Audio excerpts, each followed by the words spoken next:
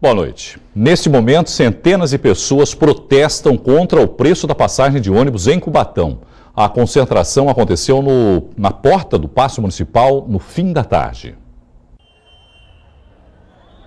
Aos poucos eles foram chegando, a maioria jovens, com apitos e cartazes, ocuparam a entrada da prefeitura. Pela Avenida 9 de Julho, os manifestantes seguiram em direção ao Parque Anilinas. Uma das pistas da via ficou totalmente interditada. A polícia organizava a multidão. Em Cubatão, o preço da passagem do ônibus municipal também foi o estopim do manifesto. Em janeiro, o valor da tarifa na cidade passou de R$ 2,50 para R$ 3,10. Mas alguns estavam ali para cobrar outras melhorias também. Cubatão é um município pequeno e não tem necessidade de pagar R$ 3,10 na cidade de Cubatão para andar daqui um bairro do outro. Esse protesto não é só pela tarifa, mas por tudo que acontece nesse país. Está faltando tudo na cidade, saúde, transporte, educação, cultura, tudo que você imaginar. Isso é evolução, acho que é importante para os jovens, não tem política nenhuma envolvida aí, isso é de alta importância para a nossa cidade. E neste momento, cerca de 1.000 manifestantes bloqueiam a rodovia Cônego Domênico Rangoni, que liga Cubatão a Guarujá. Nos últimos dias, temos visto manifestações em várias cidades do país. O início em São Paulo foi fortemente combatido pela Polícia Militar. Vimos cenas de guerra na Avenida Paulista com direito a bala de borracha e muitas bombas de gás lacrimogênio. Apesar desta repressão, o grito popular se espalhou por várias cidades do país, inclusive ontem em Brasília, quando centenas de pessoas chegaram a subir na cobertura do Congresso Nacional. O descontentamento chegou à Baixada Santista na forma de protesto contra um possível aumento nas tarifas de ônibus.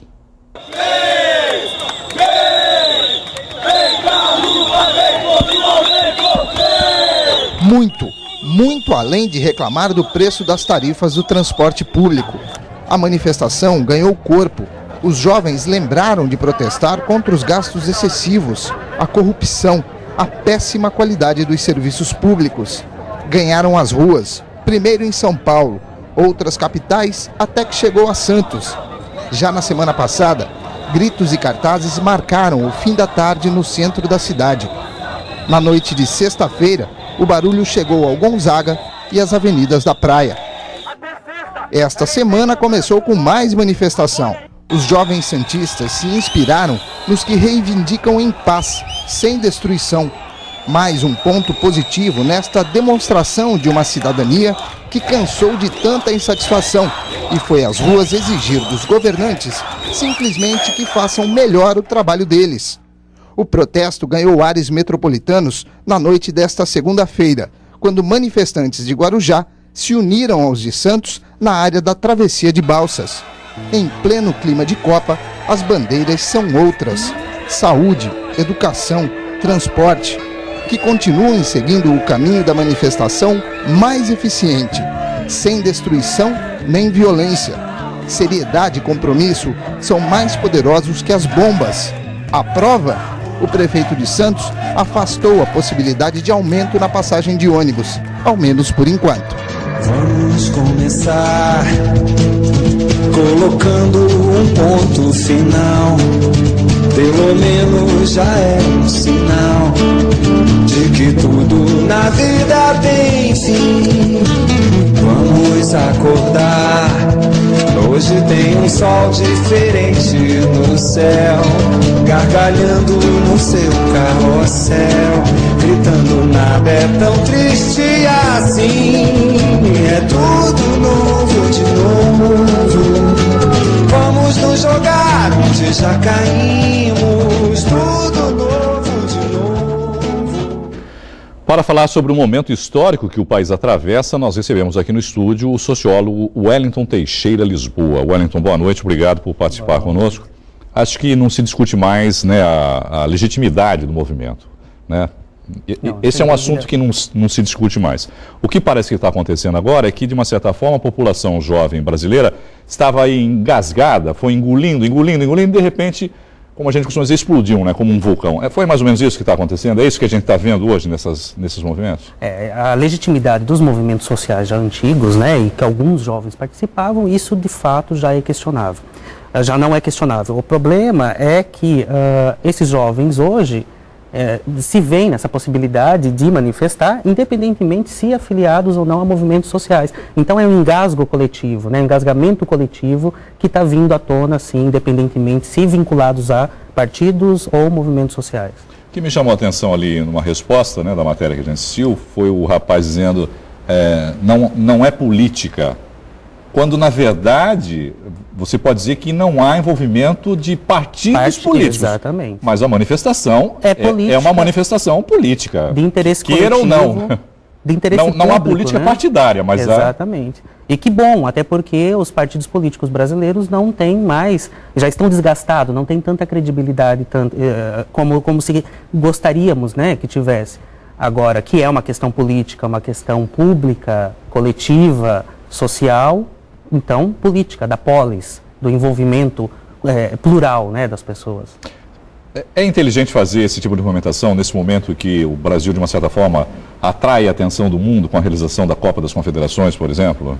É perfeito. O Brasil deve ser reconhecido também, não apenas pelos grandes eventos e pelo futebol, como nós temos futuramente, mas também pela conscientização, pela mobilização. Quanto mais visibilidade nesse momento em que o mundo foca no Brasil, que se foque também nessa questão de que os jovens brasileiros estão vindo à tona, manifestando seus desejos, seus ideais e suas injúrias contra os gastos e demandas que vêm aí na Copa. Mas, né? Isso chega lá fora? Chega perfeitamente. Nós tivemos as passeatas. Essa visão é positiva lá fora ou é uma visão negativa de que, de repente, é uma manifestação de baderna só, por exemplo, ou são por reivindicações justas? Não, nós tivemos diversas reivindicações também em Dublin, nos Estados Unidos, em diversas outras capitais europeias, e isso é visto como uma mobilização e como uma manifestação da população brasileira, no sentido de que está, de fato, havendo uma conscientização, e não com uma baderna, não com vandalismo. Se há, é um mau jornalismo que se faz também, né? Se reduz a isso. Sim. Como que se ouviu, por exemplo, essas manifestações nesses últimos dias? Porque nós tivemos vários momentos, de diferentes momentos, né, dessas manifestações. A princípio, por exemplo, com uma reação violenta por parte da polícia, com o uso de gás lacrimogêneo, balas de borracha, e com o apoio, inclusive, dos governantes, né, que apoiavam esse tipo de atitude, porque, a princípio, todos eles alegavam que era baderna, bagunça e não uma manifestação justa de reivindicação. Ontem, por exemplo, já foi o contrário. Nós tivemos, com exceção do Rio de Janeiro, por exemplo, que houve aquela invasão na Assembleia Legislativa lá do Rio, São Paulo praticamente foi pacífica, com algumas raras exceções lá, tentando invadir o Palácio do Governo também em São Paulo. Como é que o senhor vê esses dois momentos? Por que isso aconteceu de maneira tão radical e tão extremada em pontas, né, diferentes? A princípio é uma tentativa de criminalizar os movimentos sociais e as manifestações públicas no país. A partir do momento que perceberam que, de fato, é legítimo esse movimento e que iria se tomar proporções gigantescas, como de fato se tomou... Mas, a princípio, ninguém acreditava nisso, acreditava? Que tomaria essa proporção? Não, né? Tenta se criminalizar, porque tenta sempre tratar os manifestantes como vândalos, sempre como algo menor, e que também... Houve um certo menosprezo por parte das autoridades, né, em relação a isso. Obviamente. E também tanto a autoridade quanto a instituição polícia, de forma bastante repressora, com um lastro aí de ditadura militar, de uma forma sempre de tratar esses manifestantes como algo legítimo, mas tratam de forma criminosa. Os políticos e também a polícia ainda não sabe como lidar com esse tipo de movimento? Absolutamente, absolutamente, mas precisa aprender. Mas chegou o momento... Mas vai aprender? Essa é a maneira de aprender também, Wellington? Quer dizer... Qual a outra? Por que não seria essa também a maneira de aprender? É um momento histórico em que nós não podemos, a partir dessa manifestação que tivemos essa semana, já traçar parâmetros do que vem por aí. Mas é um resquício do que está acontecendo no Brasil, que não deixa de ser legítimo, que não deixa de ser também uma nova perspectiva a se pensar, no sentido de mobilização social, manifestação pública e também a forma como as polícias e como também o governo trata essas manifestações. Não à toa nós vimos hoje as repercussões da presidenta Dilma, e de outros manifestantes. Que me parecia um pouco afastada no princípio, né? Achei que ela deveria estar mais presente nesse momento, que praticamente o país passa quase por uma convulsão, né, de movimentação, de manifestações, e achei o governo federal, de uma certa forma, um pouco ausente. Bastante ausente. Não só o executivo, como também o legislativo, o próprio judiciário, todos eles, de uma certa forma, parece que se afastaram um pouco do que estava acontecendo. Mas provavelmente não deixaram de ficar com bastante receio em função das ações que vão tomar daqui para frente. Né? Na sua visão, vai acontecer alguma mudança? Essas manifestações vão alcançar os objetivos a que estão se propondo? Porque me parece que a pauta de reivindicações ainda não está exatamente clara. Né? O que começou com uma reivindicação de um aumento de ônibus que os manifestantes não concordavam, e depois se tornou assim uma insatisfação geral, essa explosão, né, do vulcão, como a gente falou no início da entrevista, mas que não tem uma pauta assim clara, né, de reivindicações. O que nós queremos, o que nós buscamos, o que nós esperamos que aconteça daqui para frente. Por enquanto é um movimento que se mobilizou por diversos fatores, né? Por problemas sociais, coletivos, transporte, saúde, educação, corrupção, os próprios gastos com a Copa. Acontece que também não pode esvaziar esse movimento, não pode esvaziar essa conscientização. E como não esvaziar isso, sendo que não está vinculado diretamente a certos movimentos. Mas também não dá para ficar fazendo manifestação todo dia, né? Não dá para ficar fazendo movimentação todo dia. Nem lá, nem cá, né? Não dá para esvaziar, mas também não dá para ir para a rua todo dia, né? Em algum momento isso vai acabar se dissolvendo. Só que há outras formas de mobilização, não só na rua. Sim. Também. A participação no âmbito das políticas públicas, a própria também mobilização que também se dá pela internet, o acompanhamento das políticas públicas e todos os gastos. Acompanhar os vereadores na Câmara, acompanhar os deputados nas assembleias. São diversas formas de conscientização. E que bom que isso está sendo pensado também nós vimos tiveram muitos jovens de 18, 20 anos que participaram, né, pós-adolescentes participando dessa manifestação. Que bom que isso também seja discutido na escola, que é um momento mais do que nunca. É um momento histórico para o Brasil. Para a gente encerrar, o senhor acredita que essa insatisfação vai se refletir de alguma maneira nas urnas, nas eleições do ano que vem? Esperamos, mas eu não vejo como algo assim tão direto essa relação da manifestação agora com... Pode haver alguma mudança, mas ainda não é um momento decisivo para isso. Quero agradecer aqui o sociólogo Wellington Teixeira Lisboa. Wellington, muito obrigado pela sua entrevista e participação conosco aqui no Caderno Regional. Uma boa noite. Eu que agradeço. Boa noite. A seguir, autoridades de saúde alertam sobre a importância da vacinação contra a paralisia infantil. Na região, a procura é baixa. Nós voltamos já.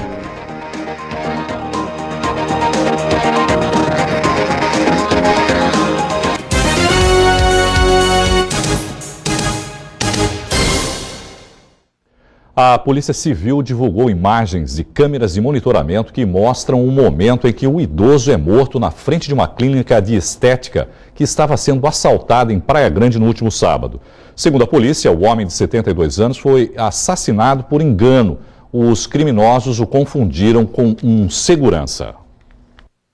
As imagens mostram 3 homens usando capacetes. 2 suspeitos param em um carro prata e um deles aborda a vítima que está dentro do veículo. O criminoso atira e observa alguns instantes, só depois que ele se afasta. O senhor tenta pedir ajuda, mas ninguém aparece. Os outros 2 acusados passam correndo depois de assaltar um comércio próximo. Finalmente a vítima é socorrida quando volta para o carro. O crime foi na esquina das ruas Mococa e Oswaldo de Oliveira, no bairro Boqueirão. Até o momento ninguém foi preso. Denúncias podem ser feitas pelo telefone 181. Não é preciso se identificar. O Corpo de Bombeiros continua procurando por 2 homens que desapareceram na madrugada de domingo na praia de Pitangueiras, em Guarujá. 4 amigos entraram no mar por volta das 3h30 da manhã no Canto do Maluf. Quando o resgate chegou ao local, uma das vítimas conseguiu sair da água sozinha, sem ferimentos. Já o segundo foi resgatado por salva-vidas. O grupo veio de São Paulo. As buscas recomeçam amanhã pela manhã. O Conselho de Autoridade Portuário voltou a se reunir hoje em Santos. O objetivo do encontro foi um balanço do plano de gestão integrada implantado recentemente para reduzir as filas de caminhões. A reunião foi em segredo, tivemos acesso a poucas imagens. A discussão era sobre o plano de gestão integrada exposto pela Ecovias para evitar as longas filas de veículos que seguem em direção ao Porto de Santos. A diretoria propõe um plano que abrange todas as cidades da Baixada Santista. Por exemplo, quando tiver um problema num terminal ou numa via de acesso dentro da área portuária, né, que medidas podem ser adotadas para evitar que a partir dessa restrição no polo receptor de tráfego, a consequência venha para as rodovias ou para as vias de acesso urbanas. A intenção é evitar que a situação chegue ao caos como no mês passado. Mais de 50 quilômetros de trânsito parado depois que uma decisão da Prefeitura de Cubatão restringiu o funcionamento dos pátios. O que aconteceu é que os caminhoneiros que chegavam à região se viram obrigados a estacionar os veículos nas rodovias. Essa interligação online com os terminais também, isso engloba? Exatamente, engloba, isso é parte também desse plano de gestão integrada. São todas medidas, né, que visam termos todos nós, interessados na fluidez do sistema viário, contingências para determinadas situações. A Diretoria Regional de Ensino já está funcionando em novo endereço em Santos, a Escola Estadual Cleóbulo Amazonas Duarte. No local, as aulas continuam normalmente, mas, segundo o representante dos pais dos alunos, um compromisso do governador não foi cumprido. Foi retirada uma comissão de pais, de professores e diretores para conversar com o governador. O governador nos prometeu que a escola não fecharia e que a Diretoria Regional de Ensino não viria para a Escola Cleóbulo. Determinou aos seus assessores que vissem imediatamente um prédio para alugar para a instalação da Diretoria Regional de Ensino. Isso na quinta-feira. No sábado, a Diretoria Regional de Ensino se mudou para a escola. A diretoria de ensino não quis se pronunciar em entrevista e também não permitiu imagens dentro da escola. Segundo o seu Condesmar, os alunos perdem muito com a mudança. Quando você fecha um laboratório, uma biblioteca, um teatro, você não vai poder ter essas atividades que são para a educação das crianças. E a outra coisa que eles estão falando é em fusão de classes. Então uma classe que tem 30 alunos, agora no futuro vai ter 60 alunos. Então isso diminui a qualidade da educação. Essa escola ela foi a primeira no IDEB das escolas públicas da Baixada Santista. Alunos que participavam da Olimpíada de Matemática, finalistas, alunos que prestaram exame para a escola técnica e saíram nos primeiros lugares, saíram dessa escola. No futuro isso já não vai ser mais assim. Em nota, a assessoria de imprensa do governo do estado informou que os alunos não sofrerão nenhum prejuízo na grade de ensino. Foram investidos R$1,5 milhão para melhorar a infraestrutura da escola. Estão previstas a cobertura da quadra poliesportiva, reformas no refeitório, no laboratório de ciência, na biblioteca e no anfiteatro. Os serviços devem ser concluídos ao longo do próximo semestre. A diretoria de ensino não respondeu sobre a suposta promessa do governador Geraldo Alckmin. Prossegue até sexta-feira a campanha de vacinação contra a paralisia infantil. A procura na Baixada Santista está abaixo do esperado pelas autoridades de saúde. Antes de ir para a escola, Melina veio com o pai na unidade de saúde tomar a vacina contra a paralisia infantil. Apesar do choro, manter a carteirinha em dia é essencial. Na verdade é uma proteção futura, né? Você se previne hoje para amanhã não acontecer o pior. Eu acho muito importante, os pais devem com certeza comparecer aos postos de vacinação. 68% das crianças com até 5 anos foram imunizadas em Santos, um índice considerado baixo. A meta do Ministério da Saúde é vacinar 95% das crianças, né, de 6 meses, menores de 5 anos, pelo menos. E na Baixada toda ainda, e aqui em Santos, a gente está com uma cobertura ainda em torno de 70%. E ela alerta que, apesar de não ter casos no estado há 25 anos, a vacinação é indispensável. A paralisia infantil é considerada erradicada no Brasil, porém, nos outros países ainda tem casos, vários casos de poliomielite, que é a paralisia infantil. Então a gente pede que essa campanha, todo mundo participe dessa campanha, para fazer a prevenção mesmo, que a vacina é o único meio de fazer prevenção contra a paralisia infantil. O Senai está com 96 vagas gratuitas abertas para moradores de Cubatão. Elas são para os cursos de auxiliar de mecânica industrial, auxiliar de mecânica de manutenção e desenhistas de mecânica. Os interessados devem ter idade mínima de 16 anos e devem se inscrever até o próximo dia 5. No santaportal.com.br você encontra mais informações sobre o assunto.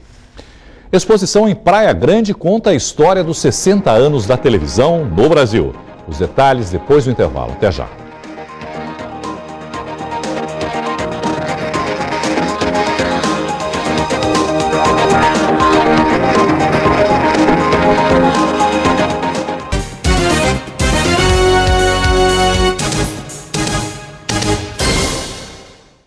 Foi realizada ontem em Santos a abertura da 7ª edição da Semana Martins Fontes, que homenageia o poeta e médico santista.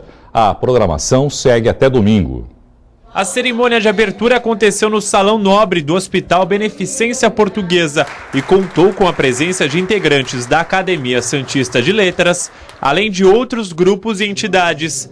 Essa é a 7ª edição da Semana Martins Fontes. A programação é gratuita e segue até domingo, com atividades em diversos locais de Santos. Domingo, que é o último dia, que é o dia 23, nós temos 2 eventos. Temos uma tertúlia matinal, sempre com poesias de Martins Fontes, no busto de Martins Fontes, no José Menino. E o encerramento, propriamente dito, é na Pinacoteca Benedito Calixto, às 19 horas. E para o ano que vem tem mais, se Deus quiser. 12 anos de pesquisas no mar, trabalho que virou livro. A obra Os Mapas da Pesca Artesanal, Pesqueiros e Pescadores na Costa do Brasil, foi lançada na Unisanta.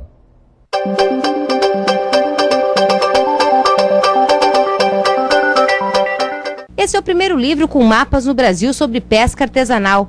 Cada parte do país foi identificada pelos pescadores e ganhou um capítulo no livro. São 9 regiões, entre elas Guarujá e Bertioga. A publicação é resultado de 12 anos de trabalho da bióloga e agora vai servir como fonte de pesquisa para alunos e estudiosos da área. Então tem essa parte acadêmica que é exatamente o estudo da ecologia humana, da ecologia da pesca, do uso do espaço pelo pescador. E há também uma dimensão aplicada nesse livro, que é contribuir para um dos direitos que em muitas partes do mundo é um direito que existe de fato, que é a demarcação das áreas de pesca para a pesca artesanal. Então, eu acho que esse livro, mostrando que há áreas definidas de pesca, ele pode contribuir para essa parte mais aplicada na demarcação dessas áreas de pesca ou nessa iniciativa que é muito importante para a pesca artesanal. O livro apresenta gráficos, planilhas e mapas que mostram os locais exatos de pesca artesanal nas costas brasileiras. Nós conseguimos reunir mapas de praticamente grande parte do litoral do Brasil e alguns até com bastante detalhe, justamente para mostrar a importância desse tema, que é a ecologia de pescadores, para a comunidade nacional.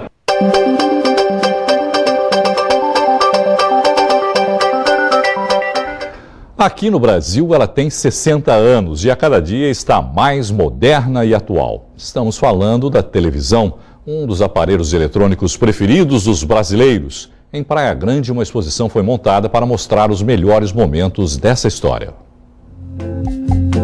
São 35 banners com fotos de artistas e fatos históricos da TV. Dos primeiros programas femininos, humorísticos, esportivos, dos debates políticos, registros dos telespectadores nas padarias, na estreia da TV no Brasil.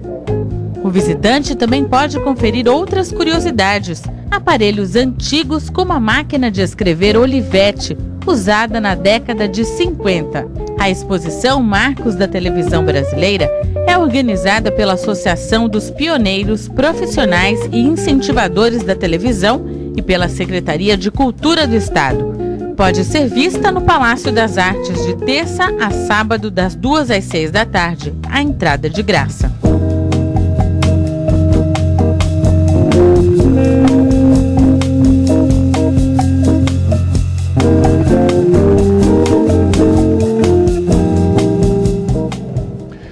E uma última informação, os manifestantes bloqueiam neste momento 2 pistas da rodovia Anchieta. A edição de hoje termina aqui, obrigado pela companhia, uma boa noite e até amanhã. Tchau.